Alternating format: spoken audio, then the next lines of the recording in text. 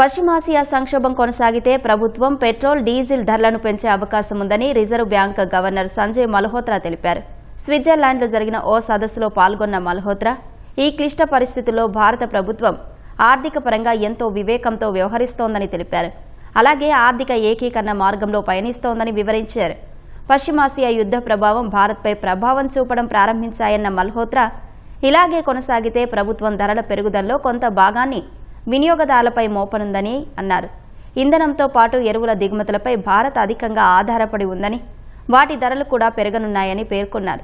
ఫిబ్రవరి 28న Iran యుద్ధం ప్రారంభమైన తర్వాత ప్రభుత్వం ఇప్పటివరకు పెట్రోల్ డీజిల్ రిటైల్ ధరలను పెంచలేదు.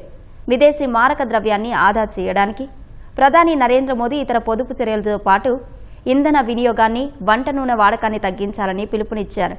మరోవైపు రూపాయి విలువ తీవ్రంగా పడిపోయి ప్రస్తుతం అమెరికా డాలర్తో పోలిస్తే 95 మార్కు కంటే దిగువన ట్రేడ్ అవుతోంది.